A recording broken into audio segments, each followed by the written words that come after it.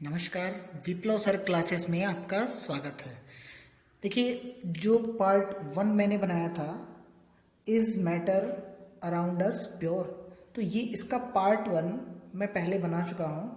कुछ उसमें technical issue हो गया था जिसकी वजह से वीडियो बीच में डिस्कनेक्ट हो गया था, इसलिए मैं इसका सेकेंड पार्ट लेके आया हूँ। इसमें मैं आपको बताना चाहूँगा, सबसे पहले जहाँ से हमने छोड़ा था वहीं से स्टार्ट करेंगे। Concentration of a solution. तो कंसंट्रेशन ऑफ अ सॉल्यूशन में सबसे पहले जो लिखा हुआ है, एक्टिविटी 2.2 का जिक्र किया गया है। तो एक्टिविटी 2.2 हम पिछले कर चुके हैं, जिसमें ये था जैसे ए और बी, यहाँ पे दो लिखे गए हैं ग्रुप्स, ग्रुप ए और ग्रुप बी। तो ग्रुप ए और बी की बात करें तो इसमें बताया गया था आपको, ग्रुप ए में हम कुछ सॉल्यूशन क्रिस्टल लेते हैं कॉपर सल्फेट के, उसको डिसॉल्व करते हैं वाटर के अंदर। 100 ml वाटर या 50 ml वाटर ले लेते हैं, ठीक है। ग्रुप ए और बी में वाटर का जो अमाउंट है वो दोनों में सेम रखेंगे, दोनों में ही सेम रखेंगे। पहले ग्रुप में कुछ क्रिस्टल्स डिसॉल्व करेंगे, दूसरे ग्रुप में जो ग्रुप बी है उसमें कुछ क्रिस्टल के बदले ज़्यादा क्रिस्टल लेंगे, 1 फुल स्पून क्रिस्टल उसमें डाल देंगे। तो हम ये ऑब्जर्व करते हैं कि जो पहला जो ग्रुप है ए, उसमें वो क्रिस्टल्स आसानी से घुल जाते हैं, क्योंकि जो सॉल्यूट की मात्रा काफ़ी कम है, बहुत जल्दी घुल जाता है। लेकिन दूसरे ग्रुप में यानी ग्रुप बी की बात करें तो उसमें कॉपर सल्फेट बहुत ज़्यादा है, तो थोड़ा सा टाइम लगता है, थोड़ा सा ज़्यादा टाइम लगता है in compare of group A. Group A के कंपैरिजन में ग्रुप बी में ज़्यादा टाइम लगेगा। अगर हम और ज़्यादा कॉपर सल्फेट लेते हैं तो और अधिक समय लगेगा। मतलब जितना कॉपर सल्फेट ज़्यादा रहेगा, कॉपर सल्फेट की मात्रा जितनी ज़्यादा रहेगी उतना ही अधिक समय लगने वाला है, ठीक है।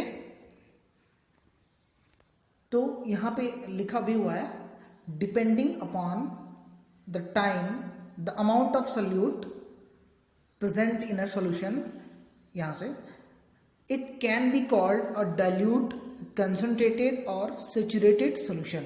देखिए यहाँ पे 3 चीज़ें दी गई हैं, dilute, concentrated और saturated।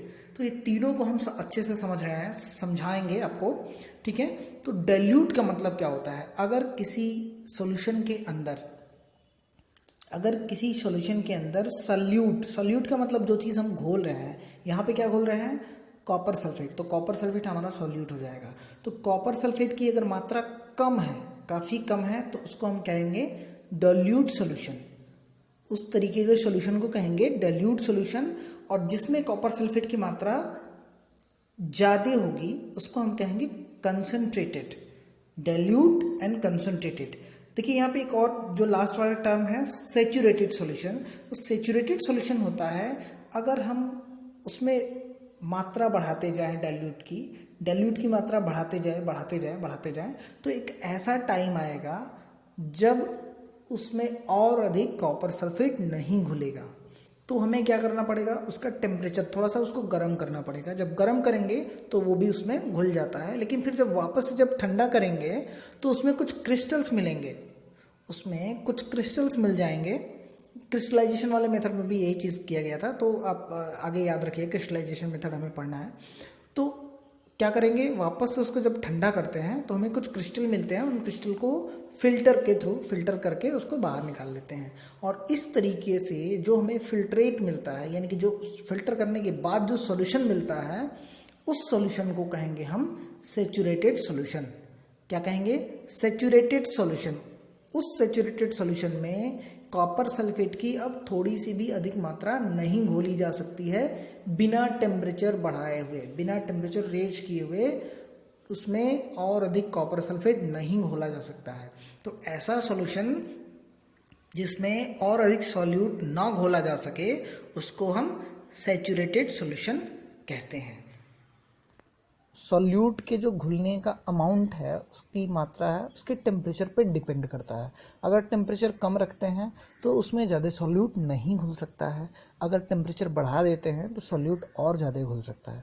तो इसकी जो घुलनशीलता है उसी को हम कहते हैं उसका कंसंट्रेशन, कि जो सॉल्यूशन है वो उसमें कितना सॉल्यूट घुला हुआ है। देखिए अगर सॉल्यूशन में कम सॉल्यूट घुला हुआ है उसको हम कहते हैं डाइल्यूट सॉल्यूशन, पतला सॉल्यूशन, टर्मो सॉल्यूशन, डाइल्यूट सॉल्यूशन, ठीक है। तो डाइल्यूट और दूसरा होता है कंसंट्रेटेड। कंसंट्रेटेड सॉल्यूशन का मतलब होता है यानी उसमें उसकी सॉल्युबिलिटी बहुत ज़्यादा है, वो सॉल्यूशन बहुत गाढ़ा है, ठीक है। तो गाढ़ा यानी कि कंसंट्रेटेड और पतला यानी कि डाइल्यूट। तो इससे आपको क्लियर हो जाएगा कि उसमें जो सॉल्यूशन में कंसंट्रेशन का क्या रोल होता है। तो कंसंट्रेशन जो है वो concentration of a solution is the amount of solute present in a given amount. मैंने आपको बताया कि उसमें कितना घुला हुआ है ये दर्शाता है, ये बताता है किसी सॉल्यूशन में सॉल्यूट की कितनी मात्रा घुली हुई है, ये कंसंट्रेशन बताता है। तो देखिए इसको मेज़र करने का, इसको बताने का, एक्सप्रेस करने के 3 तरीके होते हैं। यहाँ पे हमें 3 ही तरीके पढ़ने हैं, वैसे तो बहुत सारे तरीके होते हैं लेकिन यहाँ पे हमें सिर्फ 3 तरीके पढ़ने हैं, ठीक है। तो वो जो पहला तरीका है वो आपका कंसंट्रेशन ऑफ अ सॉल्यूशन, यहाँ पे फॉर्मूला दिया हुआ है, ठीक है। यहाँ फॉर्मूला दिया हुआ है, आप देख सकते हैं यहाँ पे। Concentration of a solution is amount of solute divided by amount of solution, या फिर amount of solute divided by amount of solvent, या फिर इसके अलावा भी है, यहाँ पे दिया हुआ है। इसको निकालने के तरीके कैसे हैं? 2 तरीके से हम निकाल सकते हैं। अभी हमने देखा यहाँ पे कि amount of solute by amount of solution या amount of solute by amount of solvent. तो यहाँ पे तरीका दिया हुआ है परसेंटेज ऑफ अ सॉल्यूशन।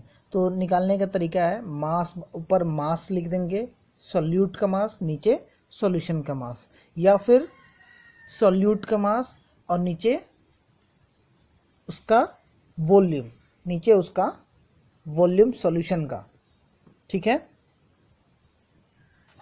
या फिर ऐसे भी कर सकते हैं, तीसरा जो तरीका मैं आपको बता रहा हूं कि जो भी सॉल्यूट है उसका वॉल्यूम नीचे पूरे सॉल्यूशन का वॉल्यूम इनटू 100, ये तीसरा है, ठीक है। तो इसमें देखिए आपको एग्जांपल के तौर पे यहाँ पे समझाने की कोशिश की गई है। और solution contain 40 gram of common salt, कितना ग्राम है? नमक उसके पास है 40 gram in 320 gram of water. 320 gram water है, वाटर कितना है? 320 gram. Calculate the concentration in terms of mass by mass. Mass by mass यानी कि सॉल्यूट का मास और सॉल्वेंट का मास, यहाँ पे सॉल्यूशन का मास, सॉल्यूशन का मास लेंगे। तो सॉल्यूट का मास कितना है? 40 ग्राम और सॉल्वेंट का मास कितना है? 320 ग्राम। तो सॉल्यूशन का मास कितना हो जाएगा? दोनों को हम ऐड कर देंगे यानी 360 ग्राम हो जाएगा सॉल्यूशन का मास। अब हमारे पास फॉर्मूला है, फॉर्मूला यहाँ पे formula mass of solute by mass of solution, पहला फॉर्मूला, ठीक है। मास ऑफ सॉल्यूशन, तो मास ऑफ सॉल्यूट कितना है? 40, मास ऑफ सॉल्यूशन कितना है? दोनों को जोड़ देंगे 320 प्लस 40 यानी 360 यहाँ पे नीचे। तो 40 बाई 360 इंटू 100, तो ये आ जाएगा हमारे पास 11.1% के आसपास इसका सॉल्यूशन निकल के आ जाएगा, ठीक है। तो ये मास बाय मास हम इसको निकाल सकते हैं। तो ये 2 फार्मूला आपको याद रखने हैं, फार्मूला याद कर लीजिएगा और उस पर बेस्ड जो 1-2 क्वेश्चन आपके बुक में दिया हुआ है वो क्वेश्चन जरूर कर लीजिए, क्योंकि क्वेश्चन से ही आपका कॉन्सेप्ट क्लियर होता है। तो इसमें अभी हमने क्या पढ़ा था? कंसंट्रेशन, उससे पहले पढ़ा था सॉल्यूशन। तो सॉल्यूशन के बाद आता है सस्पेंशन, सॉल्यूशन, सस्पेंशन और कोलाइडल सॉल्यूशन, ठीक है। ये 3 है, तो ये तीनों को आपको अच्छे से समझना है। सस्पेंशन में क्या होता है मैंने आपको पहले बताया, ये एक हेट्रोजीनियस मिक्सचर है। जो सस्पेंशन और कोलाइडल सॉल्यूशन हेट्रोजीनियस मिक्सचर है क्योंकि इसमें इसके पार्टिकल्स दिखाई देते हैं, होमोजीनियस मिक्सचर में दिखाई नहीं देते हैं। तो ये क्या है? सस्पेंशन हेट्रोजीनियस मिक्सचर है, इसमें पार्टिकल सबसे बड़ा होता है। इसमें क्या, जो सॉल्यूट का पार्टिकल होता है ये बहुत बड़ा होता है, दिखाई देता है, हमें नेक्ड आई से भी ये दिखाई दे सकता है, ठीक है। Particle of a suspension are visible to the naked eye यहाँ पे लिखा हुआ है, ठीक है। तो ये नेक्ड आई से भी दिखाई देता है, ठीक है। प्रॉपर्टीज ऑफ सस्पेंशन, सस्पेंशन की प्रॉपर्टीज क्या होती है, तो पहले ही बताया मैंने, हेट्रोजीनियस मिक्सचर होता है। इसका नेक्स्ट प्रॉपर्टी है particle of a suspension can be seen by the necked eyes, ये भी हम लोगों ने देख लिया। थर्ड है the particle of a suspension scatter a beam of light passing through it and make its path visible. Tyndall effect show करता है ये, ठीक है, ये टिंडल इफेक्ट शो करता है क्योंकि इसके पार्टिकल्स काफ़ी बड़े हैं, सॉल्यूशन में ऐसा नहीं होता, ठीक है। जो लास्ट वाला टॉप पॉइंट है वो देखते हैं। The solute particles settle down when a suspension is left undisturbed. जब हम इसको थोड़ी देर के लिए छोड़ देते हैं तो इसके पार्टिकल्स सेटल डाउन हो जाते हैं, यानी कि नीचे बैठ जाते हैं। तो नीचे बैठ जाते हैं यानी ये क्या है, सॉल्यूशन, ये जो सस्पेंशन होता है ये स्टेबल नहीं होता है। सस्पेंशन स्टेबल नहीं होता है, सॉल्यूशन, इससे पहले हमने पढ़ा सॉल्यूशन स्टेबल होते हैं क्योंकि वो कितने भी देर आप छोड़ देंगे तो उसके पार्टिकल्स नीचे बैठते नहीं है, सेटल डाउन नहीं होते हैं। लेकिन सस्पेंशन में ऐसा नहीं होता है, सस्पेंशन अनस्टेबल होता है, ठीक है। तो इसके कुछ प्रॉपर्टीज हमने देखे, ठीक है। अब कोलाइडल सॉल्यूशन की बात आती है, इसकी बात करते हैं। तो कोलाइडल सॉल्यूशन में मैंने आपको बताया कि ये इसके जो पार्टिकल्स होते हैं सॉल्यूशन और सस्पेंशन के बीच के होते हैं, ठीक है। इसके पार्टिकल्स भी हमें नेक्ड आई से तो दिखाई नहीं देते हैं, ये भी हेट्रोजीनियस मिक्सचर, होमोजीनियस मिक्सचर की तरह दिखाई देता है, होमोजीनियस मिक्सचर की तरह दिखाई देता है, बट होता हेट्रोजीनियस मिक्सचर है, याद रखिएगा, ठीक है।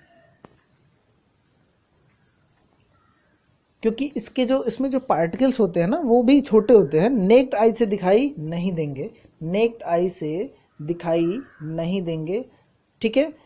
लेकिन हम इसमें अगर हम लाइट स्कैटर कराते हैं, यानी कि टिंडल इफेक्ट वाला जो बात है, जैसे हम बाहर से अगर यहाँ पे नीचे आपको दिखाई दे रहेगा, टॉर्च अगर जलाते हैं तो देखिए यहाँ पे जो पहला वाला जो है ये है सॉल्यूशन, पहला वाला जो मिक्सचर है ये है सॉल्यूशन, कॉपर सल्फेट का और वाटर का सॉल्यूशन है।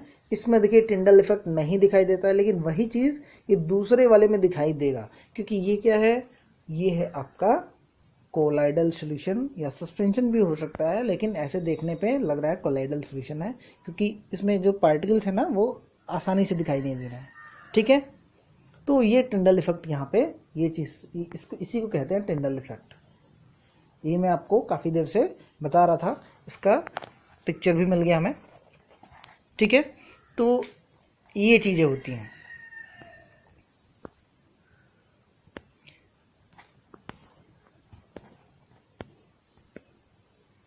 ठीक है। तो ये कोलाइडल सॉल्यूशन भी आपका कंप्लीट हो गया। यहाँ पे उसकी प्रॉपर्टीज कुछ है, देखिए ये टिंडल इफेक्ट का ऑब्जर्वेशन है, जैसे मैंने आपको बताया कि ये टिंडल इफेक्ट ऐसे दिखाई देता है कि रास्ते इसके जो है दिखाई देते हैं, विजिबल होते हैं कि यहाँ से लाइट आ रही है, यहाँ से लाइट नहीं आ रही है, ऐसा मैंने बताया क्यों होता है, ठीक है। तो चलिए देखते हैं इसकी कुछ प्रॉपर्टीज देख लेते हैं। प्रॉपर्टीज ऑफ कोलाइड, कोलाइड की प्रॉपर्टी क्या होती है, हेट्रोजीनियस मिक्सचर है, साइज में नेक्ड आई से दिखाई नहीं देता है, ठीक है, नेक्ड आई से ये दिखाई नहीं देता है। The size of particles of a colloid is too small to be individually seen by naked eyes. Colloidal solution के जो स्कैटर लाइट को स्कैटर करता है, यानी कि टिंडल इफेक्ट को शो करता है। फोर्थ वाला जो पॉइंट है, they do not settle down, यानी कि ये भी क्या होता है, क्वाइट स्टेबल होता है, जब उसको छोड़ दिया जाए काफ़ी देर तक तो ये भी सेटल डाउन नहीं होते हैं पूरी तरीके से, तो ये भी बहुत हद तक क्या होते हैं, स्टेबल कहलाएंगे, अनस्टेबल नहीं होते। अनस्टेबल होता है आपका सस्पेंशन, और सॉल्यूशन पूरी तरह से स्टेबल होता है, ठीक है। देखिए यहाँ पे कुछ एग्जाम्पल्स हैं कोलाइड के एग्जाम्पल्स हैं, ठीक है। डिस्पर्स्ड फेज लिखा हुआ है, डिस्पर्सिंग, मीडियम और टाइप, और उसके कुछ एग्जाम्पल्स हैं, ठीक है। तो इसमें चलिए देख लेते हैं, काफ़ी इंपॉर्टेंट है, इससे क्वेश्चंस एग्जाम में बन जाते हैं, ठीक है। एग्जाम में आपके 9th में 10th में क्वेश्चन इससे बनते हैं, ठीक है। तो देखिए यहाँ पे सबसे पहला जो है लिक्विड डिस्पर्स्ड मीडियम है, और डिस्पर्सिव मीडियम क्या है? गैस। यानी कि गैस में लिक्विड जा रहा है, लिक्विड को घोल रहे हैं हम गैस में।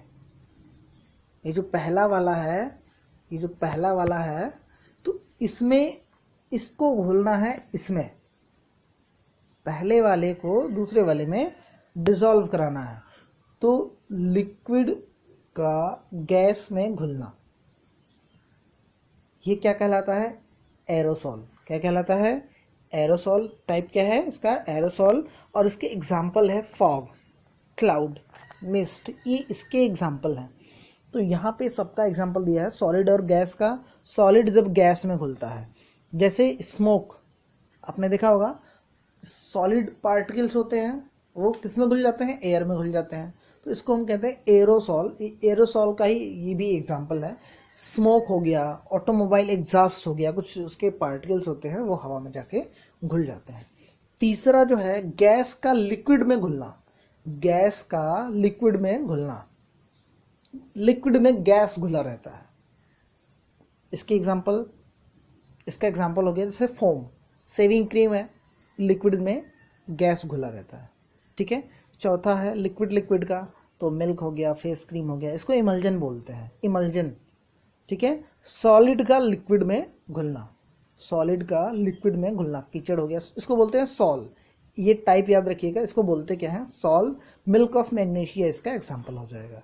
मिल्क ऑफ मैग्नीशिया, जब हम लोगों को अगर एसिडिटी वगैरह हो जाती है तो milk of magnesia as a दवा हम लोग लेते हैं, मेडिसिन के रूप में लेते हैं मिल्क ऑफ मैग्नीशिया। गैस और सॉलिड, गैस घुला रहता है सॉलिड के अंदर, गैस घुला रहता है सॉलिड के अंदर। एग्जाम्पल फोम, फोम इसका बेस्ट एग्जाम्पल है। लिक्विड घुला रहता है सॉलिड के अंदर, लिक्विड घुला रहता है सॉलिड के अंदर। एग्जाम्पल जेली, जेल, इसका टाइप क्या है? जेल। और सॉलिड के अंदर घुला रहता है, सॉलिड के अंदर घुला रहता है। आप लोगों ने इसको सॉलिड सॉल बोलते हैं। एग्जाम्पल इसका जो होता है जेमस्टोन होता है, कलर्ड जेमस्टोन या मिल्की ग्लास। तो कलर्ड जेमस्टोन आपने देखा होगा, जैसे जो डॉक्टर्स वगैरह के पास हम लोग जाते हैं तो पेपर को दबाने के लिए एक बड़ा सा गोले जैसा कुछ ना कुछ रखते हैं, उससे उसको पेपर को दबा देते हैं। तो उसके अंदर हम देखेंगे तो बहुत सारी उसमें रंगीन कलरफुल चीज़ें जो है उसमें दिखाई देती है। या बच्चे कंचे खेलते हैं, छोटे छोटे बच्चे, तो उसमें भी जो है हमें देखने को मिलता है। वो एग्जाम्पल है इसका सॉलिड का, सॉलिड मीडियम में घुला रहता है। ठीक है। तो चलिए आगे देखते हैं। Separating of components of a mixture, mixture से उसके कंपोनेंट्स को कैसे अलग अलग कर सकते हैं। बहुत सारे टेक्निक्स हैं, बहुत सारे तरीके हैं अलग करने के। तो ये डिपेंड करता है किस पे, कौन कौन सा मिक्सचर किसके साथ घुला हुआ है, यानी मिक्सचर में कौन कौन से कंपोनेंट्स हैं, उसको हम अलग कैसे करेंगे, ये उनके मिक्सचर के टाइप पे डिपेंड करता है। ठीक है।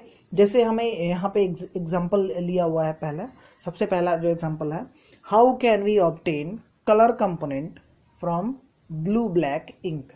ब्लू या ब्लैक, जैसे ब्लू इंक से, मतलब ब्लू इंक में कौन कौन से इंक घुला हुआ है, कौन कौन सा कलर घुला हुआ है, इसके कंपोनेंट कलर को हम अलग कैसे करेंगे, कैसे सेपरेट करेंगे।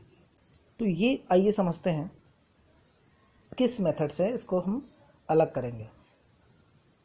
तो सिंपली क्या करेंगे, हम एक वॉच ग्लास ले लेंगे, उसमें इंक डालेंगे, ठीक है, और उसको एक बीकर में नीचे वाटर रख देंगे, ठीक है, और उस वाटर को गर्म करेंगे, जैसा यहाँ पे दिखाई दे रहा है आपको फिगर में, ठीक है। इसको हम गर्म करेंगे तो वाटर जैसे जैसे गर्म होगा उस वॉच ग्लास से, उसमें ऊपर गर्म होगा, इंक भी गर्म होगा, तो इंक गर्म होगा, इंक का जो वाटर होगा उसके अंदर वो क्या होता जाएगा, वाटर इवापोरेट होता जाएगा, वाटर वहाँ से इवापोरेट हो जाएगा, और इवापोरेशन के बाद जो बचेगा वो बचेगा सिर्फ इंक, डाई बचेगा हमारा, ठीक है, वो कलर बच जाएगा, ठीक है। तो ये मेथड कौन सा हमने यूज़ किया, इवापोरेशन। ठीक है, कौन सा मेथड है ये, इवापोरेशन। इवापोरेशन से हम लोग क्या कर सकते हैं, डाई को वाटर से अलग कर सकते हैं। ठीक है, फिर एक नेक्स्ट यहाँ पे लिया हुआ है, हाउ कैन वी सेपरेट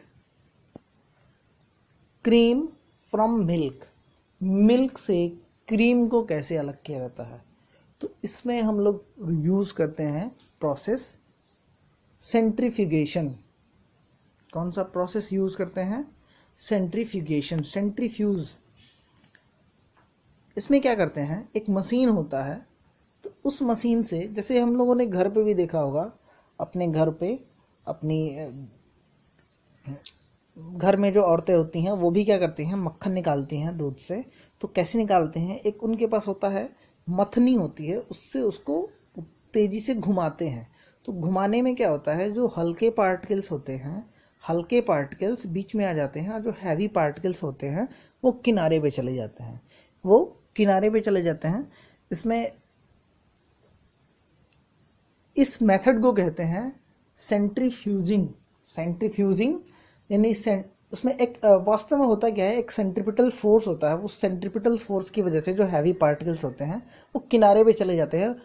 वो फोर्स लगता है, सेंटर से लगता है, इसलिए उसको सेंट्रीपिटल फोर्स बोलते हैं। सेंटर की तरफ से किनारे की तरफ लगता है। ठीक है, जैसे रेडियस खींचते हैं ना, उसी रेडियल फोर्स की तरह उसको हम मानते हैं। ठीक है, तो रेडियस से किनारे की तरफ फोर्स लगता है, वो सेंटर से अलग करता जाता है, सेंटर से बाकी जो हैवी पार्टिकल्स हैं उनको दूर भगा देता है। तो हल्के पार्टिकल्स सेंटर पे इकट्ठे हो जाते हैं। ठीक है, जैसे जो फैट्स वगैरह है तो हल्के होते हैं, उसको बीच में से फिर हम निकाल लेते हैं। तो वही सेम मेथड यहाँ पे यूज़ करते हैं हम लोग क्रीम निकालने के लिए। यहाँ पे क्रीम निकालने के लिए भी सेम मेथड का इस्तेमाल किया जाता है।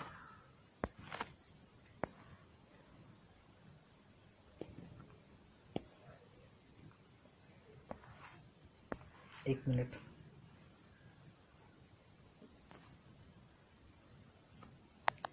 हाँ यहाँ पे देखिए, what do you observe on churning the milk. वही उसको घुमाने को, गोल गोल ऐसे घुमाना, उसको चर्निंग बोलते हैं। उसको क्या बोलते हैं, churning. Explain how the separation of cream from milk takes place. कैसे अलग होता है, हमने आपको बताया अभी कि कैसे उसको हम अलग कर सकते हैं। Sometimes the solid particles in a liquid are very small and pass through a filter paper. For such particles of filtration, technique cannot be used for separation.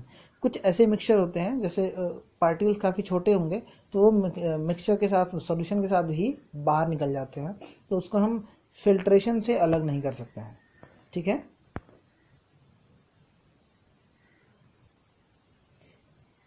देखिए यहाँ पे जो सेंट्रीफिकेशन का क्रीम निकालते हैं। ठीक है, इस एप्लीकेशन का, इस प्रिंसिपल का इस्तेमाल और भी बहुत सारी चीज़ों में हम लोग करते हैं। इससे उसका एग्जांपल कहाँ कहाँ करते हैं, यहाँ पे देखते हैं। एप्लीकेशन उसका दिया हुआ है, इसका एप्लीकेशन दिया हुआ है कि कहाँ कहाँ हम उसका इस्तेमाल कर सकते हैं। तो used in diagnostic laboratories for blood and urine test. Blood test करते हैं, उसमें भी जो है, ब्लड टेस्ट में भी सेंट्रीफिकेशन का इस्तेमाल होता है। ठीक है, और इसके यूजेस कहाँ हैं, used in dairies and home to separate butter from cream. अभी मैंने बताया कि क्रीम को बटर से कैसे अलग करते हैं। ठीक है, वॉशिंग मशीन में जो उसके डस्ट पार्टिकल्स को वेट क्लॉथ से अलग करने के लिए, ठीक है, वॉशिंग मशीन में इसका इस्तेमाल किया जाता है। या फिर जो है उसके वाटर को बाहर निकालने के लिए, गीले कपड़े से वाटर को सुखाने के लिए इसका इस्तेमाल किया जाता है।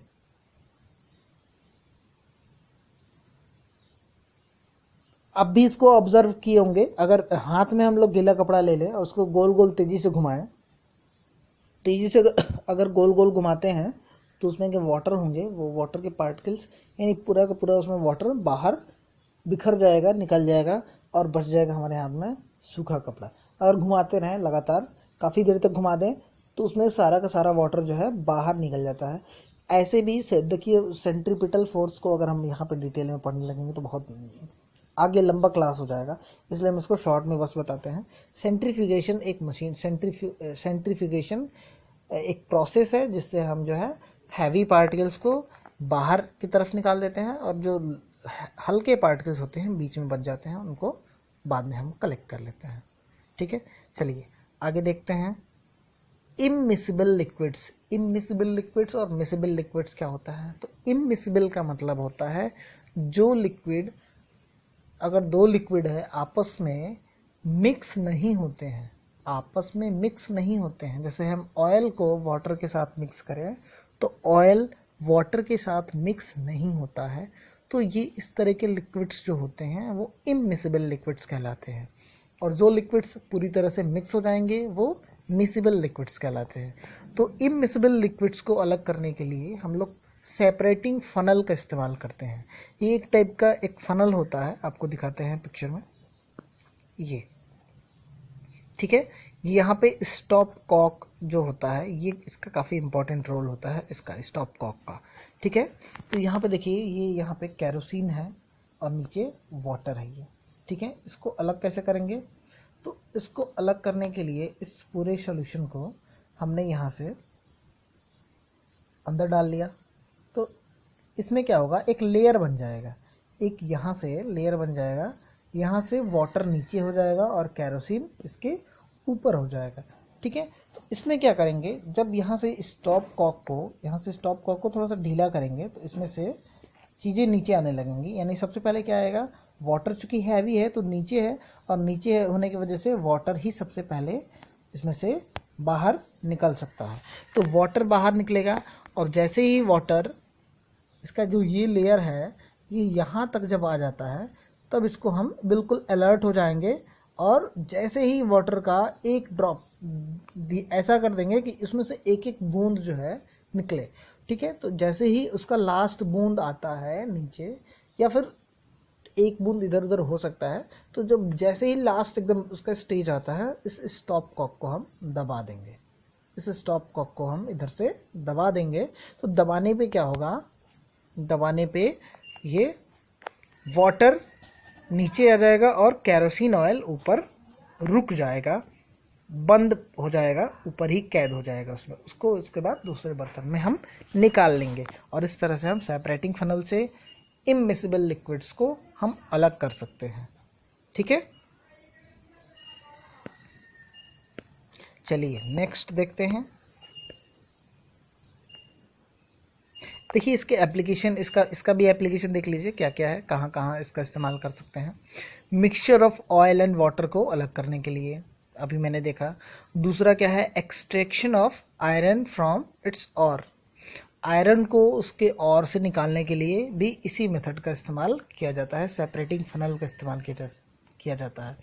कह रहे the lighter slags is removed from the top of this method to leave the molten iron at the bottom in the furnace. जो भट्टी होती है जिसमें लोहे को पिघलाया जाता है, तो पिघला हुआ लोहा हैवी होता है और वहाँ से वो नीचे आ जाता है और उसमें कुछ अनवांटेड चीज़ें होंगी जो हल्की होंगी, वो उसको ऊपर वो निकल जाता है। तो सेपरेटिंग फनल से वहाँ भी इसका इस्तेमाल, सेपरेटिंग फनल का इस्तेमाल किया जाता है। ठीक है, जो लाइटर स्लैग्स होते हैं, मतलब हल्के जो अनवांटेड चीज़ें होती हैं उसको हम अलग कर सकते हैं वहाँ से, और जो हैवी आयरन होता है वो नीचे निकल जाता है। अभी आपने देखा कैसे होता है इसका ऑपरेशन। ठीक है, तो सेपरेटिंग फनल दो इममिसिबल लिक्विड्स का को अलग करने के लिए किया जाता है इसका इस्तेमाल। नेक्स्ट देखते हैं, how can we separate a mixture of salt and ammonium chloride. Salt and ammonium chloride, यहाँ पे ये दोनों के दोनों सॉलिड है, साल्ट भी सॉलिड है और अमोनियम क्लोराइड भी सॉलिड है। तो दोनों को हम अलग कैसे करेंगे, किस मेथड से करेंगे? तो देखिए आपको बताना चाहेंगे, जो अमोनियम क्लोराइड होता है, तो अमोनियम क्लोराइड एक सबलाइम मैटर होता है। सबलाइम मैटर उसको बोलते हैं जिसका सब्लिमेशन होता है। सब्लिमेशन क्या होता है? सब्लिमेशन आपको फर्स्ट चैप्टर में वीडियो में अच्छे तरीके से बताया गया है।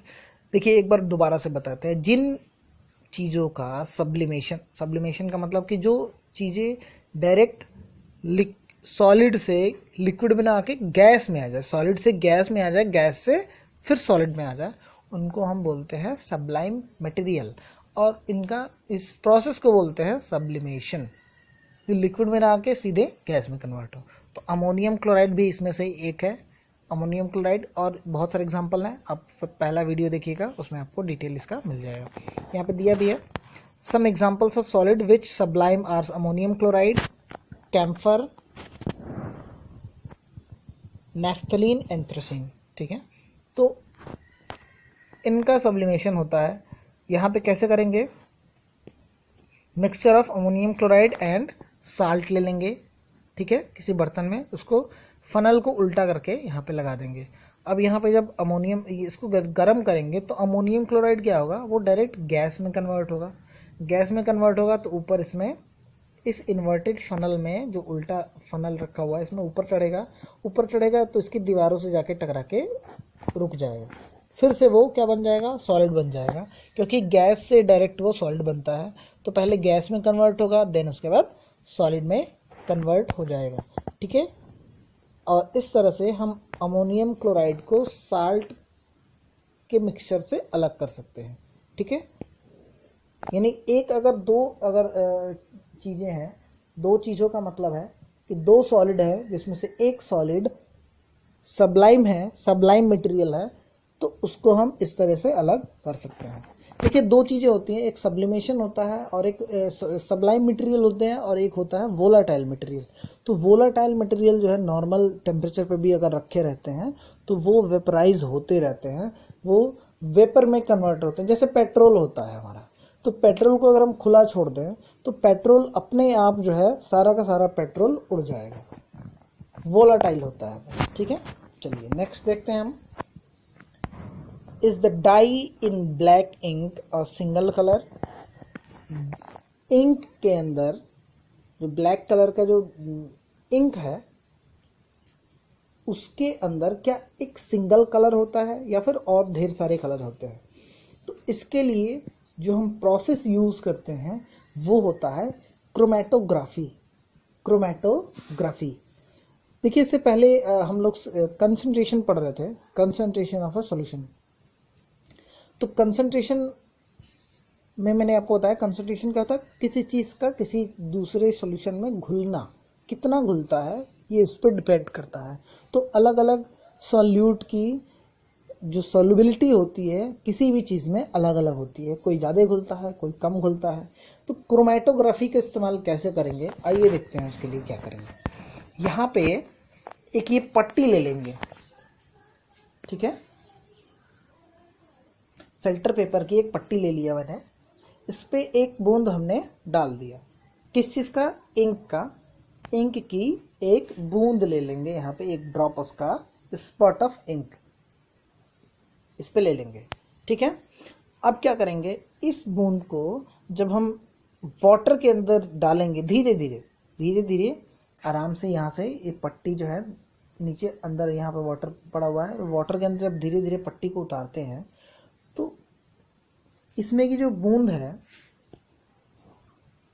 क्योंकि उस बूंद में जो इंक घुला हुआ है और भी कलर है, जैसे मैंने मान लिया कि वहाँ पे ब्लू है, ग्रीन है, रेड है, ठीक है, ये 3 कलर ही मैंने मान लिया, ये 3 कलर यहाँ पे मौजूद है। तो वो कलर जो है, जो कलर इसमें सबसे तेजी से घुलेगा वाटर के अंदर, जो कलर वाटर के अंदर सबसे तेजी से घुलेगा वो इस पट्टी पे धीरे धीरे ऊपर चढ़ेगा, वाटर उसको लेकर के ऊपर चढ़ेगा। क्योंकि पट्टी अगर यहाँ तक रखते हैं तो ये क्या होगा, इसमें वाटर अपने आप ऊपर चढ़ने लगता है। फिल्टर पेपर को अगर जब वाटर के अंदर डालेंगे, थोड़ा सा डुबोएंगे, तो वो अपने आप ऊपर चढ़ने लगता है। तो जो सबसे पहले डिजॉल्व हो जाएगा वो सबसे पहले ऊपर चढ़ेगा, है ना, जो सबसे बाद में डिजॉल्व होगा वो सबसे बाद में ऊपर चढ़ेगा, मतलब थोड़ा सा उससे लेट कमर होगा, नीचे रहेगा, है ना। तो कुछ इस तरीके का आपको यहाँ पे इसका फिगर नहीं दिया है, तो ऐसे ऐसे आपको मिल जाएगा। मैं आपको बता रहा हूँ, यहाँ पे जैसे एक ड्रॉप यहाँ मिल जाएगा, दूसरा ड्रॉप थोड़ा सा इससे भी ऊपर मिल जाएगा, ऐसे 3 ड्रॉप जो है आपको 3 जो है ड्रॉप मिल जाएंगे। क्यों, ये ड्रॉप पहला वाला सबसे ऊपर वाला ड्रॉप ग्रीन कलर का होगा, अगर ग्रीन कलर की सॉल्युबिलिटी इसमें ज़्यादा है तो ग्रीन कलर का ड्रॉप सबसे ऊपर चढ़ जाएगा, उसके बाद ब्लू कलर का ड्रॉप सेकंड वाला होगा, क्योंकि ब्लू कलर की सॉल्युबिलिटी ग्रीन कलर से कम है और रेड कलर से ज़्यादा है, तो ये बीच में चला जाएगा, है ना। ये अब मार्क जो मैंने दोनों रेड रेड किया हुआ है, इससे कंफ्यूज मत होइएगा, ये मैंने सिर्फ बताया कि ये आपका वहाँ पे ऊपर ये बूंद चढ़ जाता है सॉल्युबिलिटी के हिसाब से, ठीक है। तो ये चीज़ें आप जो है क्लियर रखिएगा। इस तरह से क्रोमेटोग्राफी से, क्रोमेटोग्राफ एक पेपर होता है, तो उस क्रोमेटोग्राफी से हम क्या पता कर पाएंगे कि इसमें कौन कौन से कलर जो है डिजॉल्व है, कौन कौन से कलर इसमें घुले हुए हैं। यहाँ पे देखिए मैं थोड़ा सा आपको पढ़ के बता देता हूँ। द कलर्ड कंपोनेंट, यहाँ से the colored component that is more soluble in water rises faster and in this way the colors get separated। वो कलर अलग अलग हो जाते हैं जिन जिन कलर से वो बना होता है। The process of separation of components of mixture is known as chromatography। Chroma in Greek words means color। Chroma का मतलब होता है color। This technique was first used in separation of colors, so this name was given। Chromatography is technique used for separation of those solutes that dissolve in the same solvent। ठीक है, chromatography का इस्तेमाल जो है हम लोग इस तरह से करते हैं। और आगे जो है और भी आपको क्रोमेटोग्राफी का के जो है यूसेज आपको देखने को मिलेंगे। यहाँ पे इसके एप्लीकेशन क्या है ये आपको दिखाते हैं।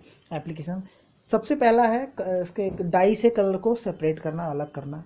Pigments of natural colours, natural colours में कौन कौन से मतलब पिगमेंट है उसको अलग करना। ड्रग्स फ्रॉम ब्लड, ब्लड से ड्रग अलग करने के लिए भी इसी टेक्निक का इस्तेमाल किया जाता है। ठीक है, तो ये क्रोमेटोग्राफी है। क्रोमेटोग्राफी जो मेथड है उसका इस्तेमाल हम लोग कैसे करते हैं, ये सॉल्युबिलिटी पे बेस्ड होता है, याद रखिएगा। ठीक है, नेक्स्ट देखते हैं how can we separate a mixture of two miscible liquids.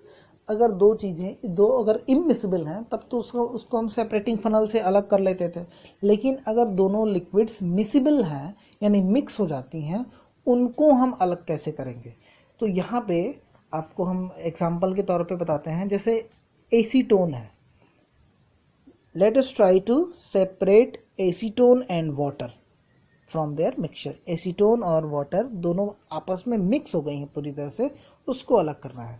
तो उसके लिए ये जो है आपको इस तरीके का आपको सेटलमेंट चाहिए, इस तरीके का आपको ऑपरेटर्स चाहिए जिससे आप जो है उन लिक्विड्स को अलग कर सकते हैं। और इस प्रोसेस को कहते हैं डिस्टिलेशन।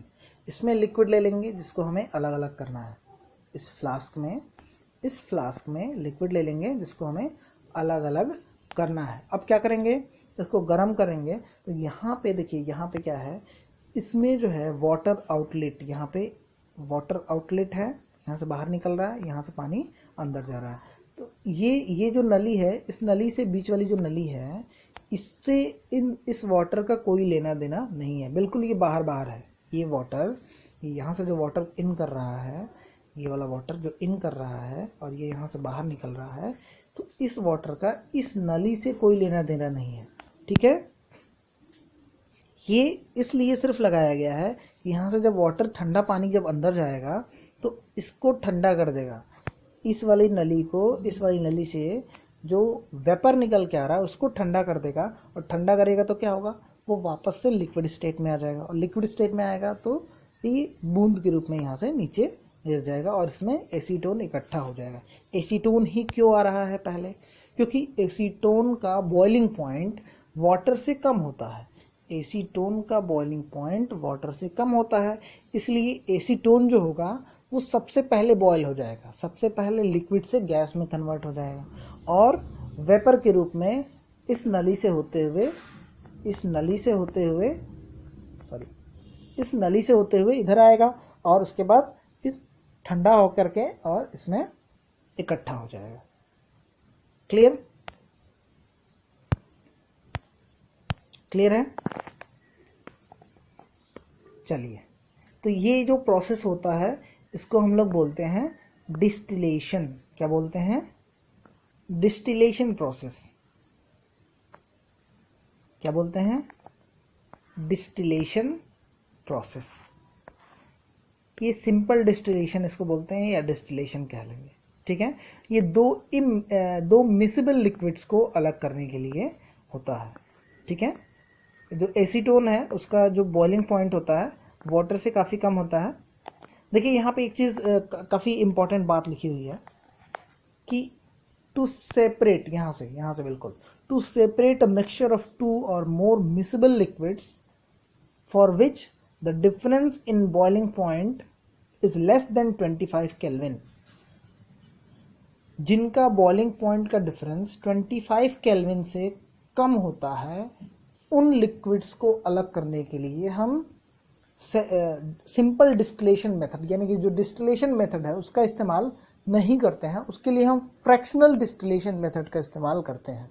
सिंपल डिस्टिलेशन मेथड का इस्तेमाल क्यों नहीं करते हैं? क्योंकि देखिए अगर बॉइलिंग पॉइंट का डिफरेंस कम है तो चांसेस ये रहता है कि जो दूसरा वाला लिक्विड है वो भी साथ में बॉयल हो जाएगा और वो भी, उसमें भी उसका कुछ मात्रा चला आएगा। तो इसलिए अगर जिनका बॉइलिंग पॉइंट का डिफरेंस 25 केल्विन से कम होता है उनका सेपरेशन हम सिंपल डिस्टिलेशन मेथड से नहीं करते हैं, बल्कि फ्रैक्शनल, जो फ्रैक्शनेटिंग कॉलम उसमें ऐड कर देंगे, यानी कि fractional distillation method, fractionating column add कर देते हैं तो हो जाता है सिंपल फ्रैक्शनेटिंग कॉलम से अलग करते हैं, यानी कि सिंपल फ्रैक्शनेटिंग डिस्टिलेशन उसका करते हैं, ठीक है। तो ये जो चीज़ है, ये एयर का हम फ्रैक्शनल डिस्टिलेशन मेथड से एयर को अलग करेंगे। एयर को किस मेथड से अलग करेंगे? फ्रैक्शनल डिस्टिलेशन मेथड से। How can we obtain different gases from air? Air को अलग करने का मतलब कि जो एयर में जो कंपोनेंट होता है, जैसे नाइट्रोजन है, ऑक्सीजन है, उनको हम कैसे अलग करेंगे? क्योंकि नाइट्रोजन, ऑक्सीजन और ऑर्गन होती है, तो ऑर्गन नाइट्रोजन ऑक्सीजन को कैसे अलग करें? काफ़ी यूजफुल गैस है, ऑक्सीजन भी हमें चाहिए और नाइट्रोजन भी चाहिए। फर्टिलाइजर्स वगैरह बनाने के लिए नाइट्रोजन का इस्तेमाल किया जाता है। तो एयर से कैसे हम इन गैसेस को अलग करते हैं, इसको हम लोग देखेंगे। चलिए,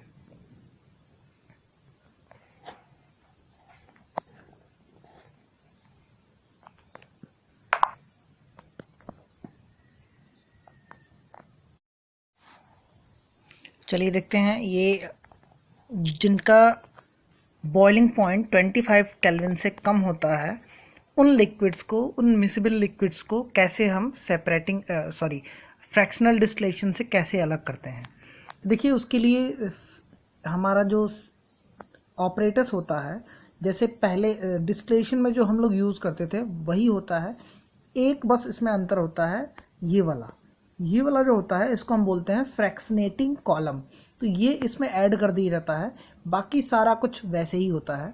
फ्रैक्शनेटिंग कॉलम ऐड करने का मतलब ये होता है, सिर्फ जो इसमें, जैसे यहाँ से अगर जिसका बॉइलिंग पॉइंट कम है तो दोनों गैसेस एक साथ ऊपर उठेंगी, तो जिसका बॉइलिंग पॉइंट नीचे वाले का, जो मतलब जैसे मान लीजिए कि एक का है 83 और दूसरे का है 86, तो 86 वाला जो है सबसे पहले बॉयल होगा और 83 वाला डिग्री वाला बाद में बॉयल होगा। तो 86 वाला पहले बॉयल हुआ तो 86 वाला सबसे ऊपर जाएगा और 83 वाला जो होगा, यहाँ पे जो ग्लास बेड्स आपको दिखाई दे रहे हैं, ग्लास बेड्स का मतलब जो यहाँ पे छोटी छोटी गोलियां जो नज़र आ रही हैं गोल गोल, तो इन गोलियों से, इन ग्लास बेड से टकरा करके जो लोअर बॉइलिंग पॉइंट वाला सॉल्यूशन होगा, वो इससे टकराने के बाद वापस से फिर से इसके अंदर, यानी डिस्क ग्लास के अंदर ही जो है, डिस्क ग्लास के अंदर ही वापस से आ जाएगा, ठीक है। और ये जो सबसे जिसका बॉइलिंग पॉइंट हाई है वो यहाँ से आता हुआ इसमें चला आएगा, ठीक है। तो देखिए ये फ्रैक्शनेटिंग कॉलम है, यहाँ पे थर्मामीटर लगा हुआ है, कॉर्क से इसमें फिट किया गया है, यहाँ पे भी कॉर्क लगा हुआ है, डिस्टिलेशन फ्लास्क यहाँ पे ये है, ठीक है, ये डिस्टिलेशन फ्लास्क है, ठीक है। और यहाँ पे ये आपका, जैसा कि मैंने आपको बताया है कि कंडेंस के लिए जो भी यहाँ से लिक्विड लेते हैं उसको ठंडे होने के लिए यहाँ से कूल वाटर इन किया जाता है और यहाँ से ये वाटर आउट होता है। तो इससे पानी आता है, जाता रहता है, यानी कि ठंडा पानी लगातार उसका सप्लाई मिलता रहता है और ये ठंडा हो जाता है, ठीक है। तो यहाँ से जब ये, जिसको हम डिस्टिलेट जो लेना चाहते हैं उसको डिस्टिलेट बोलते हैं। जो भी हम यहाँ से डिस्टिलेशन के बाद जो लिक्विड यहाँ पे लेते हैं उसको हम क्या बोलते हैं, डिस्टिलेट। ठीक है, ये प्योर वाटर जो है, यहाँ से प्योर वाटर कह रहे हैं, प्योर लिक्विड जो है, जो भी जिस किसी का भी जो भी लिक्विड हो, प्योर लिक्विड यहाँ पे हमें मिल जाता है। चलिए देखते हैं यहाँ से कि हम फ्रैक्शनल डिस्टिलेशन एयर का कैसे करते हैं।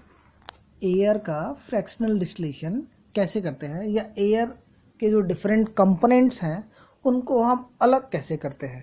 देखिए एयर भी हमारा क्या है, होमोजीनियस मिक्सचर है, होमोजीनियस मिक्सचर है। तो एयर से हमें कौन कौन सी गैसेस मिलते हैं, ऑक्सीजन, आर्गन और नाइट्रोजन। ऑक्सीजन, आर्गन और नाइट्रोजन गैसें मिलती हैं। अलग अलग बॉइलिंग पॉइंट है इसका। ऑक्सीजन का है -183 और आर्गन का है -186 और नाइट्रोजन का है -196।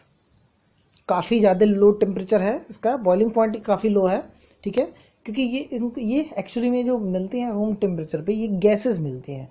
तो गैसों को सबसे पहले हम लिक्विड स्टेट में लाते हैं, फिर लिक्विड स्टेट से फिर इसको बॉयल करते हैं। ठीक है, तब जाके हमें अलग अलग गैसेस मिलती हैं। देखिए इसके लिए क्या करना होता है, अगर हम इसको अलग करना चाहते हैं तो सबसे पहले एयर को हम कंप्रेस करते हैं, कंप्रेस करेंगे और फिर उसको प्रेशर बढ़ा करके उसको हम कंप्रेस करेंगे और उसको फिर टेम्परेचर भी उसका डाउन करेंगे, ठंडा करेंगे और लगातार कंप्रेशन बढ़ाते जाएंगे, दबाव उस पर बढ़ाते जाएंगे। तो एयर क्या होगा, फाइनली लिक्विड स्टेट में आ जाएगा। ये जो कंप्रेशन और एक्सपेंशन, जैसे एयर को बड़े बड़े चैम्बर में कंप्रेस किया जाता है, फिर उसको फैलने दिया जाता है। तो जब एयर फैलेगा तो क्या हो जाएगा, वो ठंडा हो जाएगा। एयर जब फैलेगा एनर्जी उसका डिक्रीज होगा, ठंडी हो जाएगी, फिर उसको और कंप्रेस किया जाएगा। इस तरह से कंप्रेशन और जो है एक्सपेंशन से उसका टेम्परेचर डाउन किया जाता है और उसको लगातार कंप्रेस किया जाता है। तो ये लगातार जो है कंप्रेसिंग और कूलिंग की वजह से वो एयर क्या होता है, लिक्विड स्टेट में आ जाता है। एयर लिक्विड स्टेट में आ जाता है। अब उस लिक्विड एयर को हम क्या करते हैं, फ्रैक्शनल डिस्टिलेशन करते हैं। उस लिक्विड एयर का फ्रैक्शनल डिस्टिलेशन करते हैं, जैसा कि यहाँ पे प्रोसेस में बताया गया है। ठीक है, तो सबसे पहला देखिए, यहाँ पे सबसे पहला जो बॉइलिंग पॉइंट है -183 डिग्री। ठीक है, ज़्यादा है। ठीक है, इससे कम किसका है, -186। -186 ध्यान रखिएगा, यहाँ माइनस में है टेम्परेचर, तो ये कम है। ऑक्सीजन का बॉइलिंग पॉइंट आर्गन से ज़्यादा है, आर्गन का कम है ऑक्सीजन से, और नाइट्रोजन का सबसे कम है -196 डिग्री। यानी कि सबसे पहले जो हमें ऑक्सीजन मिलेगा, सबसे पहले मिलेगा ऑक्सीजन, हमें सबसे पहले मिलेगा एज अ डिस्टिलेट, उसके बाद आर्गन मिलेगा और लास्ट में जो बच जाएगा वो नाइट्रोजन बच जाएगा। तो देखिए ये परसेंटेज में, ऐसे एयर में अगर कोई आपसे पूछता है कि कितना परसेंट ऑक्सीजन होता है, कितना परसेंट आर्गन होता है, कितना परसेंट नाइट्रोजन होता है, तो परसेंटेज उसका यहाँ पे दिया है 20.9% ऑक्सीजन, 0.9% केवल होता है आर्गन और 78.1% होता है नाइट्रोजन। जनरली अगर कोई आपसे पूछता है तो 20% 21% ऑक्सीजन बता सकते हैं, 78% आप जो है नाइट्रोजन बता सकते हैं। चलिए अब यहाँ पे देखिए करते कैसे हैं, तो थोड़ा सा इस पे आ जाते हैं, इस पेज पे। Simple fractionating column, simple fractionating column यहाँ पे देखते हैं। सिंपल फ्रैक्शनेटिंग कॉलम क्या करता है, जैसे लिक्विड को यहाँ से गर्म करते हैं अगर, तो सिंपल फ्रैक्शनेटिंग कॉलम इसको सरफेस प्रोवाइड करता है, सरफेस प्रोवाइड करता है। यहाँ पे है, सॉरी इस पेज पे है। ये जो कॉलम है, सिंपल फ्रैक्शनेटिंग कॉलम है, ये जो ग्लास बेड्स होती हैं, ये ग्लास बेड्स उस एयर को, जैसे अगर हम एयर को गर्म करते हैं, लिक्विड एयर को गर्म करते हैं, तो ऑक्सीजन और आर्गन काफ़ी क्लोज हैं, -186 और -183 काफ़ी क्लोज हैं। तो सबसे पहले तो ऑक्सीजन निकलेगा -180। जैसे यहाँ से टेम्परेचर अगर हम बढ़ाएंगे, यहाँ पे ऊपर जो है देखिए, आपको दिखाना चाहेंगे, थर्मामीटर फिक्स है, यहाँ पे थर्मामीटर फिक्स है, तो टेम्परेचर हम काउंट करते रहेंगे, टेम्परेचर बढ़ने नहीं देंगे। जैसे ही 183 डिग्री के आसपास टेम्परेचर होगा तो ऑक्सीजन क्या होने लगेगा, बॉयल होने लगेगा, ऑक्सीजन बॉयल होगा और सबसे पहले ऑक्सीजन ऊपर चढ़ेगा फ्रैक्शनेटिंग कॉलम में। उसके साथ साथ आपका जो ऑर्गन है वो भी कुछ मात्रा में ऊपर की तरफ बढ़ेगा, फ्रैक्शनेटिंग कॉलम में ऊपर की तरफ ऑर्गन भी बढ़ेगा। लेकिन इन ग्लास बेड से, जो मैंने इंडिकेट किया है, इन ग्लास बेड से ऑर्गन टकराने के बाद क्या हो जाएगा, कूल हो जाएगा, ठंडा होगा, क्योंकि उसको सरफेस मिल रहा है, उस सरफेस वो टकराने के बाद वो ठंडा हो जाएगा और फिर वापस से इसी लिक्विड में वापस आ जाएगा, यानी कि जो डिस्टिलेशन फ्लास्क है उसी में वापस लौट के आ जाएगा। यहाँ से हमें मिलेगा क्या, सिर्फ और सिर्फ -183 डिग्री टेम्परेचर पे ऑक्सीजन मिलेगा। फिर नेक्स्ट जब पूरा का पूरा ऑक्सीजन हमें मिल जाता है, देन हम क्या करेंगे, फिर उसका टेम्परेचर थोड़ा सा और बढ़ा देंगे और एक दूसरा यहाँ पे इसको रिप्लेस करके कोई दूसरा यहाँ पे फ्लास्क लगा देंगे, ताकि उसमें अब ऑर्गन इकट्ठी हो जाए। देखिए ऐसे जो ये फ्लास्क लगाया गया है, ऐसे अगर फ्लास्क लगाएंगे लिक्विड के रूप में टपक टपक के अगर गिरता है तो ये तो मतलब इम्पॉसिबल है, ये आपको केवल दिखाने के लिए किया गया है, क्योंकि वो एक्चुअली में नॉर्मल टेम्परेचर पे जैसे ही उसका प्रेशर हटेगा वो फिर से वो गैस में कन्वर्ट हो जाएगा। जैसे हम लोग अपने देखते हैं अपने घरों में जो सिलेंडर होता है, सिलेंडर में एलपीजी सिलेंडर की बात कर रहे हैं, उसमें लिक्विड स्टेट में भरा हुआ है गैस।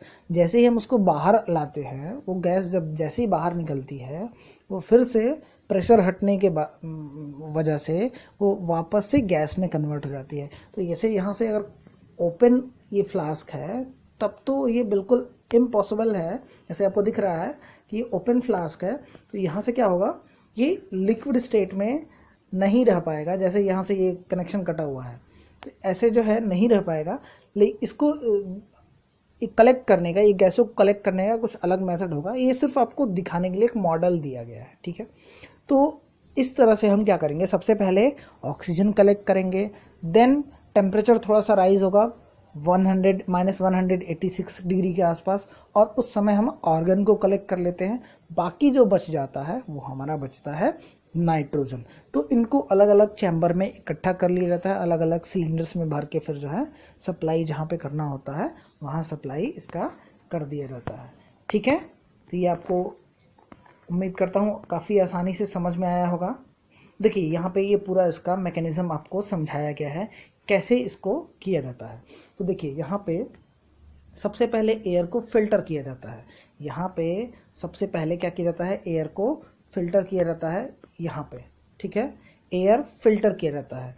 एयर फिल्टर करने के बाद, अब आपको आसानी से दिख रहा होगा, एयर फिल्टर करने के बाद ये इस एयर को, यहाँ पे आपको कंप्रेशर लगा हुआ है, यहाँ पे कंप्रेशर लगा हुआ है, तो यहाँ से हम क्या करते हैं, एयर को कंप्रेस करते हैं।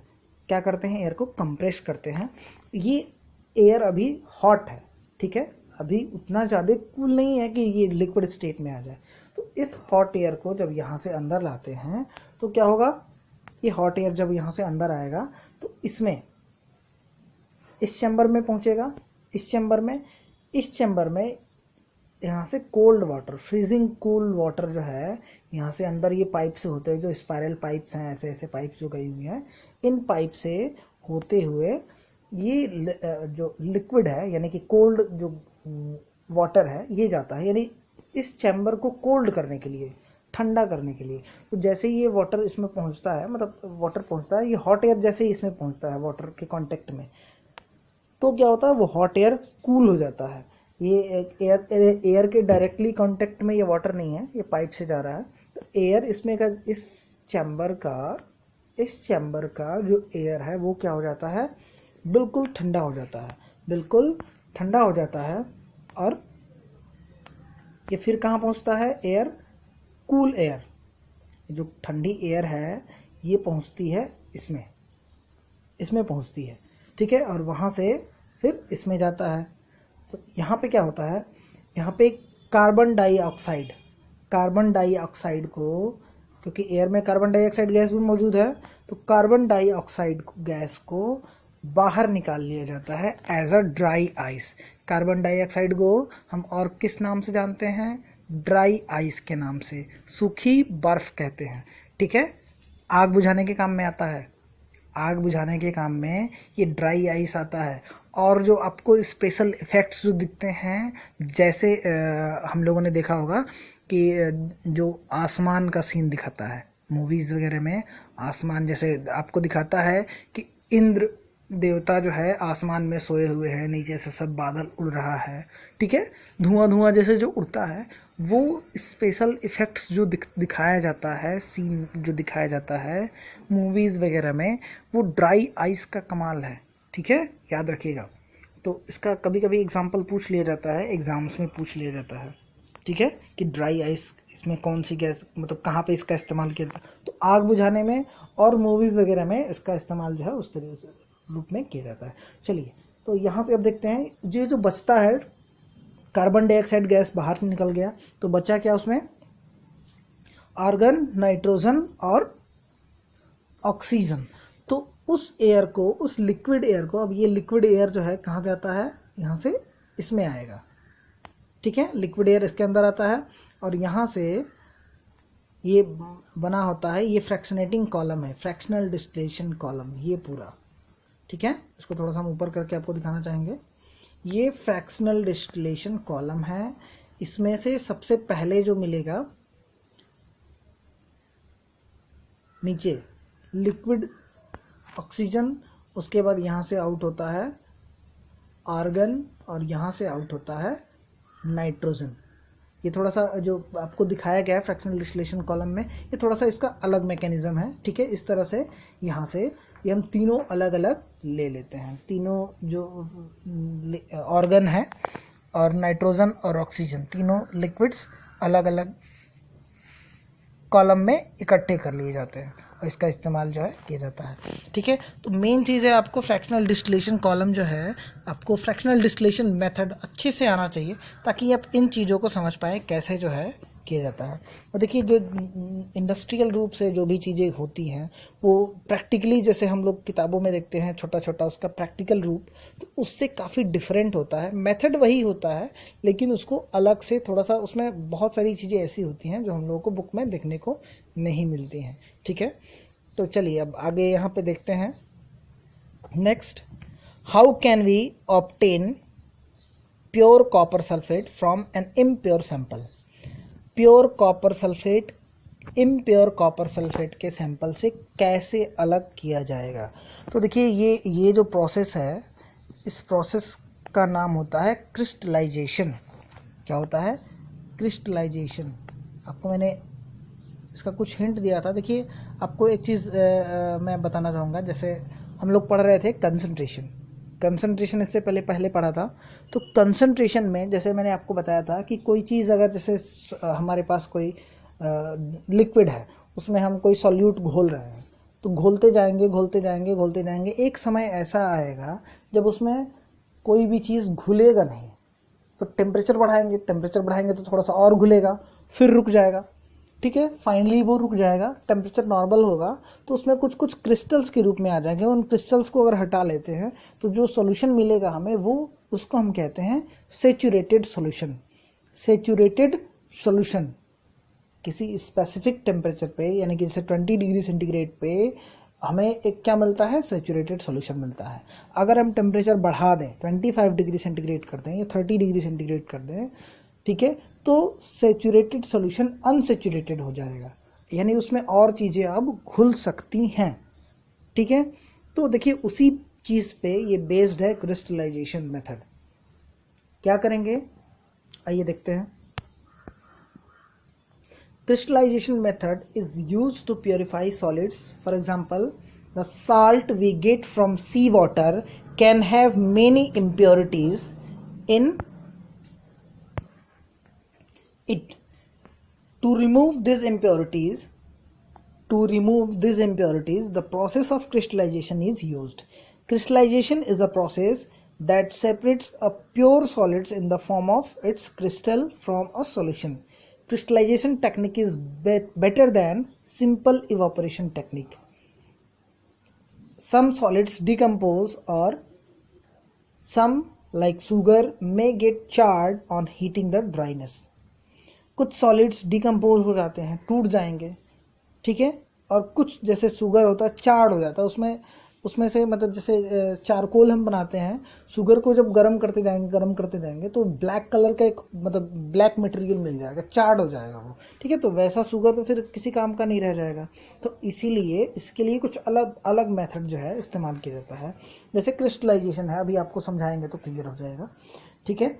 फिर नीचे दिया है some impurities may remain dissolve in the solution even after filtration. कुछ फिल्टर करने के बाद भी उसमें कुछ इम्प्योरिटीज जो है रह जाती हैं। On evaporation this contaminate the solid. Evaporation से ये इम्प्योरिटीज क्या कर सकती हैं, उसको कंटामिनेट, उसको दूषित कर सकती हैं, उसको खराब कर सकती हैं, ठीक है। तो इसलिए जो है हम इसलिए हम इस मेथड का इस्तेमाल नहीं करते हैं। Crystallization is the best method, ठीक है। देखिए इसका एप्लीकेशन क्या है, purification of salt that we get from sea water. अभी हमने पढ़ा था कि इसका इस रूप में इस्तेमाल किया जाता है। क्रिस्टल जैसे एलम्स हैं तो इम्प्योर सैंपल से उसको अलग हम लोग करते हैं। कैसे करते हैं,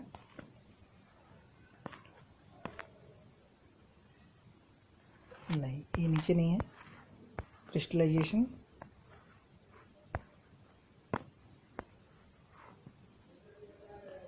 देखिए अब मैं आपको समझाता हूँ, इसमें मुझे नहीं लग रहा कहाँ, पता नहीं कहाँ दिया हुआ है। क्रिस्टलाइजेशन देखिए क्या होता है, जैसे एग्जाम्पल के रूप में हम लोग लेते हैं शुगर, तो शुगर को जब हम वाटर में डिसॉल्व करते हैं, जैसा मैंने अभी आपको पहले जस्ट पीछे बताया था, तो करते जाएंगे फाइनल सिचुएशन सैचुरेटेड सोल्यूशन वाला जो स्टेट आएगा, उसमें अब उसमें मात्रा कोई नहीं घुलेगा। तो टेम्परेचर बढ़ाएंगे, तो टेम्परेचर जब बढ़ाते हैं तो फिर से हमें क्या मिलेगा, और ज़्यादा उसमें सॉल्यूट घुल जाएगा। फिर हम उसको क्या करेंगे, उसको छानेंगे तो उसमें जो कुछ क्रिस्टल्स जो हैं छन के अलग हो जाते हैं। अब जो हमें सॉल्यूशन मिलता है वो कौन सा सॉल्यूशन होगा, सैचुरेटेड सॉल्यूशन। तो इस तरह से जो हमें क्रिस्टल्स जो मिलते हैं, इस तरह से जो हमें क्रिस्टल्स उसमें मिल गए, वो क्रिस्टल प्योर क्रिस्टल्स होंगे। वो क्रिस्टल क्या होंगे, प्योर क्रिस्टल्स होंगे, ठीक है। वो शुगर के प्योर क्रिस्टल हमें वहाँ पे मिल जाएंगे, ठीक है। तो इस तरह से यहाँ पे इम्प्योर चीज़ों से प्योर चीज़ें हम ले सकते हैं, ठीक है, क्रिस्टलाइजेशन मेथड से। इसी को क्रिस्टलाइजेशन मेथड बोला जाता है, ठीक है। सॉरी, नेक्स्ट आपका है water purification system in water tanks. देखिए यहाँ पे जो शहरों में जो वाटर सप्लाई किया जाता है, कैसे किया जाता है उस चीज़ को हम देखते हैं यहाँ पे।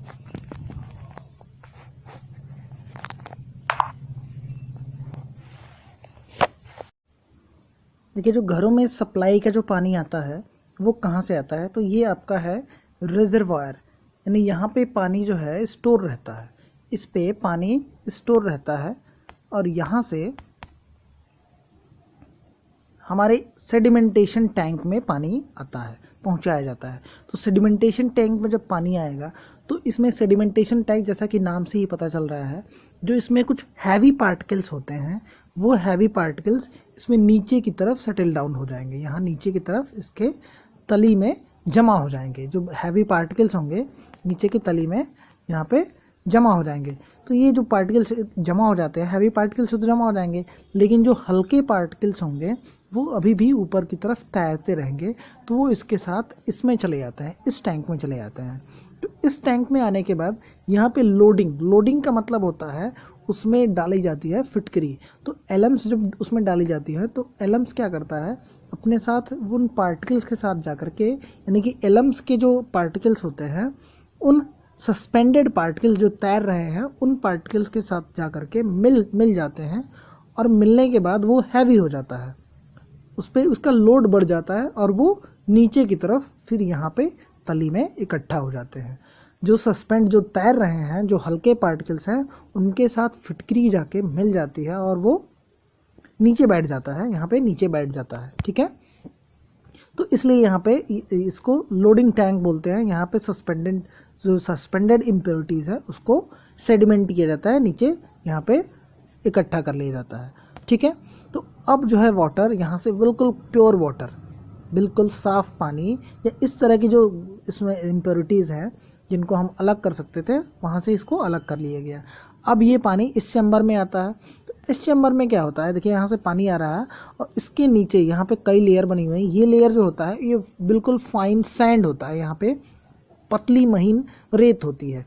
उसके बाद उसके नीचे वाला जो लेयर है, उसके नीचे का जो लेयर है उसमें होते हैं काफ़ी महीन छोटे छोटे कंकड़ टाइप के, तो वो ग्रेवल्स कहलाते हैं। और कॉर्स ग्रेवल, बिल्कुल बड़े बड़े पत्थर जो है इस सबसे नीचे वाली तली में होते हैं। और उसके नीचे यानी कि अगर इन सारे ये एक तरह से फिल्ट्रेशन का काम करते हैं। ये जो ग्रेवल सैंड और हैं तो ये फिल्ट्रेशन का काम करते हैं, फिल्टर करके ये सारा पानी फिल्टर होके उसके इनसे फिल्टर होने के बाद यहाँ से पानी इस टैंक में जाता है।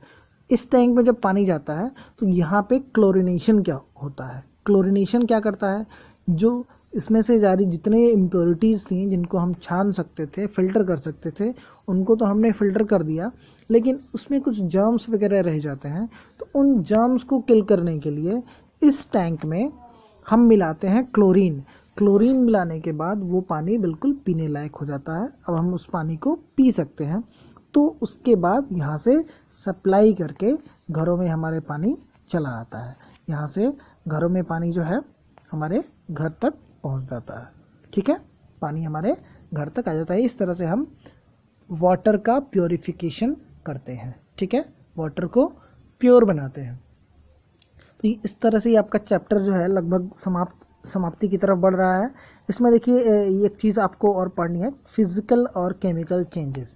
फिजिकल और केमिकल चेंजेस जो है आपको पढ़ना है इसमें।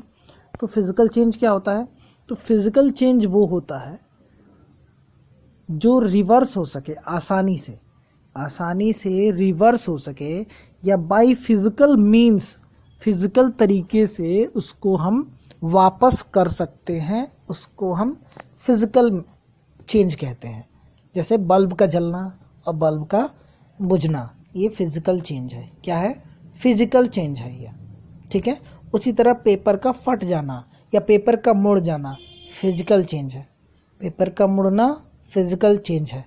ठीक है, दही का फटना, सॉरी दूध का फटना या दूध से दही बन जाना, ये क्या है, ये एक केमिकल चेंज है। इसको हम रिवर्स नहीं कर सकते हैं, काफ़ी मुश्किल आएगी रिवर्स करने में। ये मतलब ऐसी चीज़ें जिनको, ऐसे रिएक्शंस जिनको रिवर्स करने में बहुत मुश्किल आए या फिजिकली वो रिवर्स ना हो सकें, तो उन चेंजेस को हम कहेंगे केमिकल चेंज। उन चेंजेस को हम कहेंगे chemical change.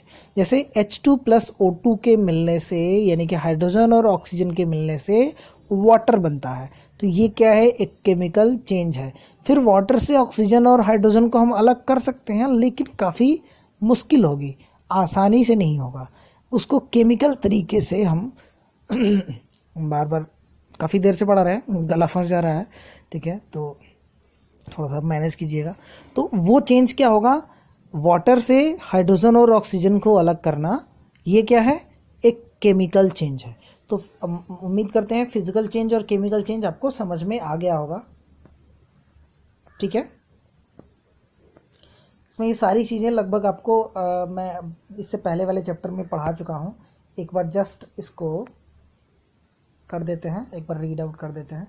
The inter conversion of states is a physical change because this changes occur without a change in composition and no change in the chemical nature of the substance. Although ice, water and water vapor are look different and display different physical property, they are chemically the same. यानी कि जो inter conversion of states होता है वो भी क्या है, एक फिजिकल चेंज है। क्योंकि अगर हम प्रेशर और टेम्परेचर को कंट्रोल करेंगे तो उसमें चेंजेस आ जाता है, उसको रिवर्स करना भी काफ़ी आसान है। ठीक है, तो ये क्या है, फिजिकल और केमिकल चेंजेस हैं। तो इसमें कुछ केमिकल चेंजेस भी हैं, कुछ फिजिकल चेंजेस हैं, ठीक है। तो उम्मीद करता हूँ ये आपको फिजिकल चेंज और केमिकल चेंज समझ में आ गया होगा। अगर आपने ठीक से इसको यहाँ पे नहीं समझा तो मैंने अलग से एक वीडियो किया है, उसमें फिजिकल चेंज और केमिकल चेंज भी मैंने बताया है, वो आप देख सकते हैं, ठीक है। यहाँ पे देखिए अब असली चीज़ है, प्योर चीज़ों के बारे में हम पढ़ने वाले हैं। अभी तक तो इम्प्योरिटीज़ को कैसे अलग करते हैं, या मिक्सचर से इम्प्योरिटीज़ कैसे निकालते हैं, या मिक्सचर को उसके कंपोनेंट्स में अलग अलग कैसे करते हैं, ये सब हमने पढ़ा। अब आती है प्योर चीज़ों की बारी। तो प्योर चीज़ें होती क्या है? तो देखिए हमारे केमिकल कंपोजिशन के आधार पे इन चीज़ को बांटा गया है। तो दो चीज़ें प्योर होती हैं, एक होता है एलिमेंट और दूसरा कंपाउंड। एलिमेंट क्या होता है?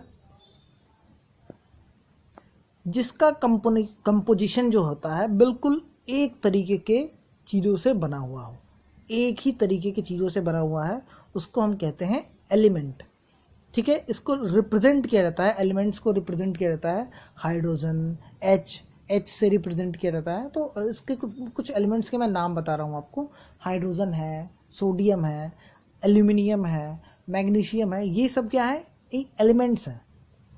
Elements can normally divided into metals, non metals and metalloids.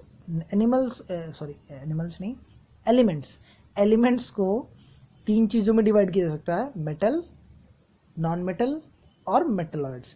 तो मेटल की कुछ अलग प्रॉपर्टीज़ होती हैं, नॉन मेटल की कुछ अलग प्रॉपर्टीज़ होती हैं, और जो मेटलॉइड्स होते हैं उनकी प्रॉपर्टी दोनों के बीच की होती है, कॉमन होती है, ठीक है। कुछ कुछ चीज़ें मेटल में आएंगी, कुछ चीज़ें नॉन मेटल में आएंगी, इसलिए उनको बीच वाला बोला जाता है, मेटलॉइड्स बोला जाता है। देखिए यहाँ पे मेटल की कुछ प्रॉपर्टी यहाँ पे आपको मिल रही है देखने को, ठीक है। इस चीज़ को हम देख लेते हैं, यहाँ से स्टार्ट करते हैं। दे हैव लश्चर, यानी उसके अंदर क्या होता है? शाइन होता है, चमक होती है एक, ठीक है।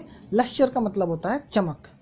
दूसरा है दे हैव सिल्वरी ग्रे और गोल्डन येलो कलर, यानी उनके अंदर जो चमक होती है वो कैसी होती है? सिल्वर कलर की, ग्रे कलर की, या फिर गोल्डन कलर की, थोड़ा सा मेटेलिक चमक होता है, ठीक है। तो उसी चीज़ को फिर से यहाँ पे कह रहा है। तीसरा जो पॉइंट है वो कह रहा है they conduct heat and electricity. They conduct heat and electricity. Metals जो होते हैं वो हीट और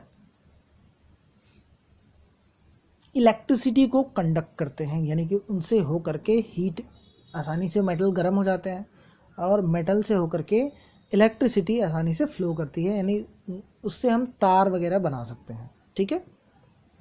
दे are ductile, they are ductile, उनसे तार बना सकते हैं। इसका मतलब होता है वो डक्टाइल होते हैं, वो डक्टाइल होते हैं, तभी उनसे हम तार बना सकते हैं।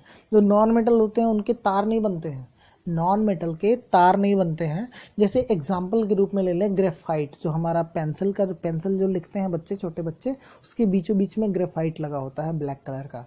तो हम लोग देखते हैं कुछ अलग से भी ग्रेफाइट के अलग से मतलब रिफिल टाइप के वो पेंसिल आते हैं, तो उन ग्रेफाइट से क्या तार बन सकता है? वो तुरंत टूट जाता है, तुरंत। ऐसे शार्प करने में भी बच्चे अगर पेंसिल को शार्प करते हैं उसमें भी जो है कई बार उसका ग्रेफाइट जो है टूट जाता है, तो वो उससे तार नहीं बन सकते हैं, वो ब्रिटल होते हैं, वो डक्टाइल नहीं होते हैं। They are malleable. नेक्स्ट है दे आर मेलिएबल। मेलिएबल का मतलब होता है अगर उसको हैमर से अगर उसको पीटते हैं, हथौड़े से अगर उस पर चोट करते हैं, पीटते हैं, तो वो फैलता है, एक सीट में कन्वर्ट हो जाता है, ठीक है।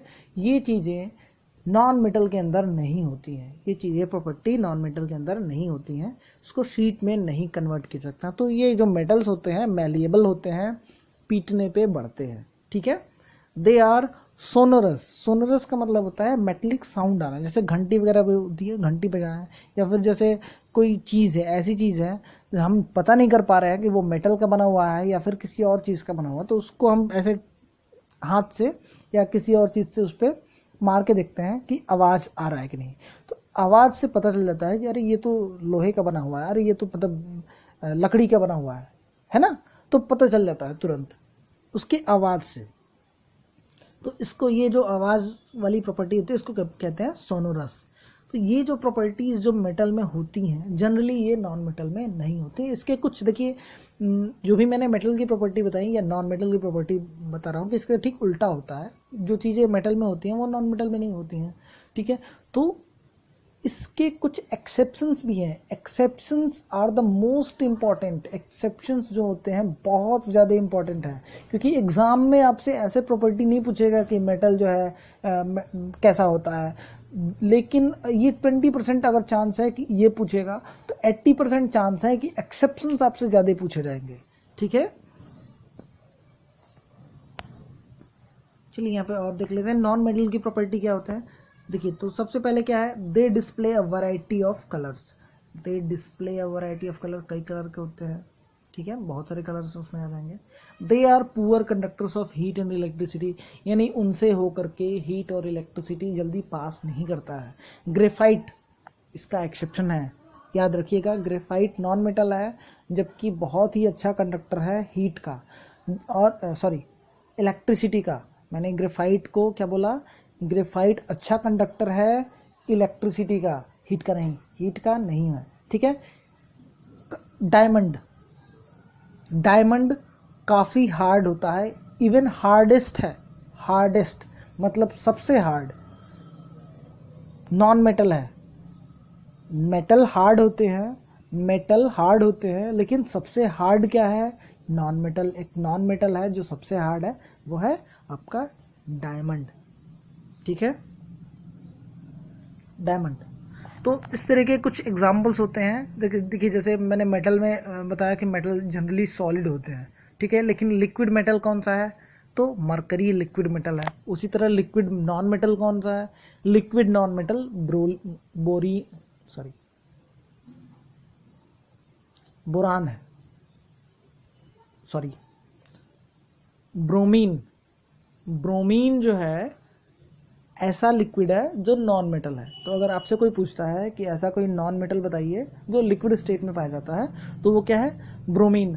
आयोडीन, मैं आपको यहाँ पे कुछ एक्सेप्शंस बताने की कोशिश कर रहा हूँ, इधर उधर बता रहा हूँ, मतलब सीरियल वाइज से नहीं बता पा रहा हूँ, क्योंकि बुक में शायद दिया है या नहीं दिया, मैं चेक नहीं कर पा रहा हूँ अभी। ठीक है, जो आयोडीन है लशरस होता है, चमक होती है आयोडीन के अंदर, जबकि वो नॉन मेटल है। तो ये एक्सेप्शंस है, 3 4 5 मैंने एक्सेप्शंस बताए हैं, इनको आप एकदम दिमाग में रखिएगा, याद रखिएगा। ठीक है, चलिए आपको आगे ले चलते हैं। कुछ इसमें से जिनकी प्रॉपर्टीज इंटरमीडिएट प्रॉपर्टीज होती है, देखिए यहाँ पे लिखा हुआ है intermediate properties between those of metal and non metal, they are called metalloids. ये मेटलॉइड्स होते हैं, जैसे बोरान है, सिलिकॉन है, जर्मेनियम है, ये मेटलॉइड्स होते हैं। ब्रोमीन नॉन मेटल है, याद रखिएगा। ठीक है,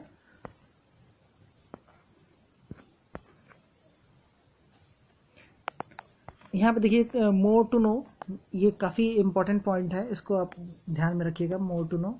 ठीक है, the number of elements known at present are more than 100। 100 से ज़्यादा जो है क्या है, इसमें एलिमेंट्स मौजूद हैं, जिसमें 92 क्या है, नेचुरली ऑकरिंग है। रेस्ट बाकी जो उसमें से है वो क्या है, मैन मेड है।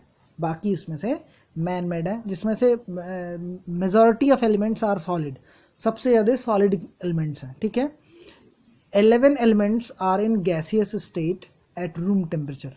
उसमें से 11 एलिमेंट्स क्या हैं, रूम टेम्परेचर पे गैसियस स्टेट में पाए जाते हैं।